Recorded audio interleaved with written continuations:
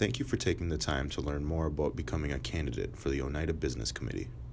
We took the time to develop this video to help guide those that want to know more about the candidates' roles, responsibilities, requirements, and need-to-know information in regards to holding a position on the Oneida Business Committee.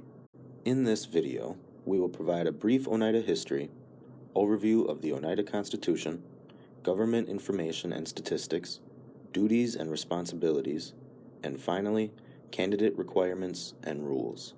Our Oneida Nation has its origins from what is now the state of New York. Oneida is one of the original 5 nations of the Haudenosaunee, which includes Mohawk, Oneida, Onondaga, Cayuga, and Seneca.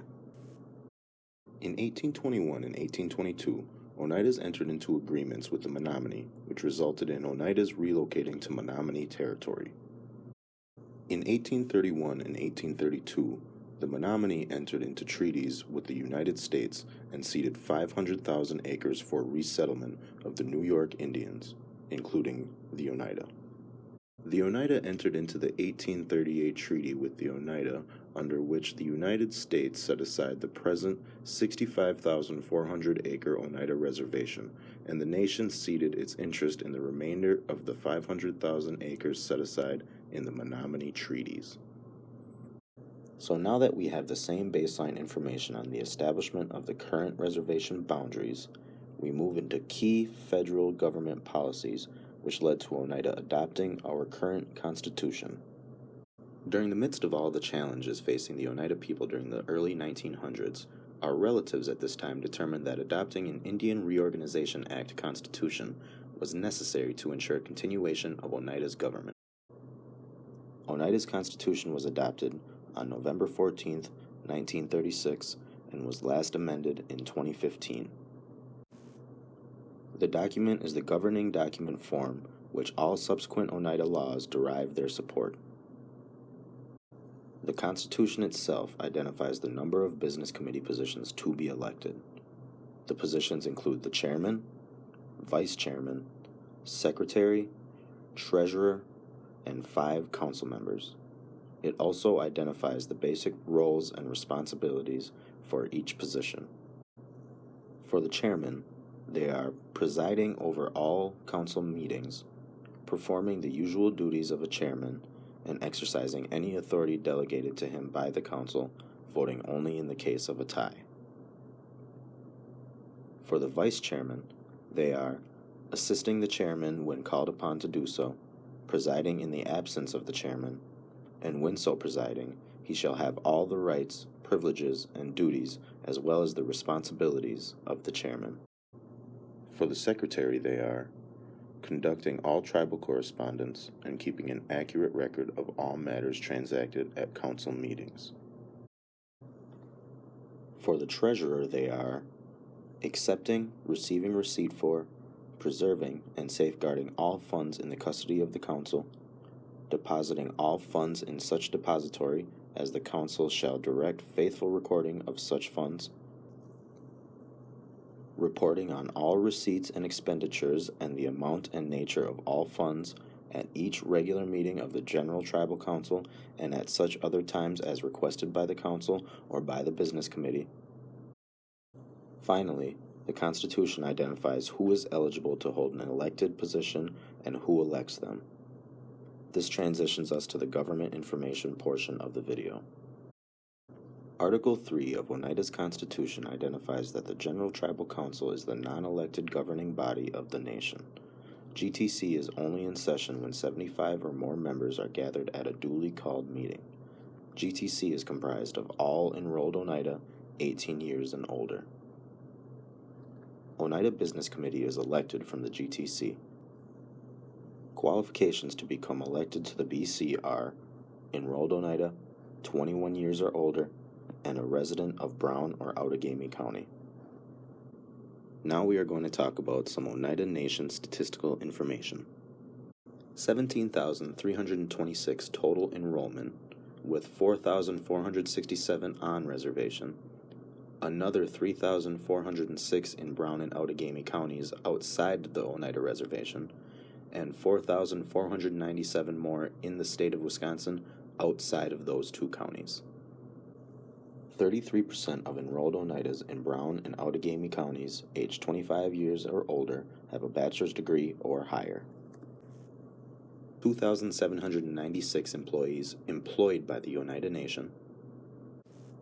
26,368 total acres reacquired, 40%. 14,497 in trust, and 11,871 in fee. The Oneida Nation is committed to building a stronger nation by working with the federal, state, and local governments. We stay committed to pursuing policies that completely benefit the Oneida Nation and challenge any policies that prove to be detrimental. We have made significant progress with our intergovernmental relationships. We need to participate in regional and national organizations to advance, protect, preserve, and enhance the mutual interests of the Native nations. After the Constitution, there are two main types of rules that govern the Oneida Nation: nation laws and nation policies. Many of these laws and policies have duties and responsibilities specific to the OBC. In addition to duties and responsibilities contained in job descriptions, laws, and policies, BC members will also have liaison assignments. Assignments will be determined by the BC members after the election. Business Committee council members will all be assigned to the Legislative Operating Committee. This committee drafts, reviews, and adopts laws of the nation. General election is held every 3 years to elect 9 members to the Oneida Business Committee. Current Business Committee term ends August 2020. OBC caucus will be March 14th. Primary election will be May 16th, and the election will be held on July 4th, 2020. There are 2 ways to get on the ballot. First is the caucus process. The 2020 caucus will be held on March 14th at the Norbert Hill Center in the Business Committee Conference Room. You must be nominated and present at the caucus to accept the nomination, and complete the forms in the caucus packet and submit to the BC Support Office by the deadline 5 business days after the caucus date during normal business hours. The second way to get on the ballot is the petition process. Request a petition packet from the Tribal Secretary's office if you were not nominated at the caucus, or from the BC Support Office after the caucus. Complete the petition form by gaining 10 signatures of qualified voters. Complete other forms in the petition packet and submit to the BC Support Office by the deadline 5 business days after the caucus during normal business hours. Campaigning information and limitations. Candidates shall only accept contributions from members of the nation or individuals related by blood or marriage. Candidates shall not accept or solicit contributions in any office or business facility of the nation. Employees of the nation shall not engage in campaigning for office during work hours. Employees shall be subject to disciplinary action. Campaign signs shall not be posted on any property of the nation except private property with owner's permission. Signs shall not exceed 16 square feet in area. Maximum of 7 signs may be placed on a building or lot. Signs shall be removed within 5 business days after the election. The primary election will be held May 16, 2020. The purpose of a primary election is to narrow down the number of candidates running for any given business committee position. If there are 3 or more candidates running for an officer position, the 2 candidates receiving the highest votes will be placed on the general election ballot.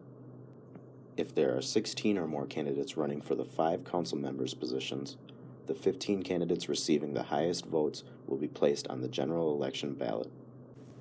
A business committee position not getting the designated number of candidates can be removed from the primary ballot.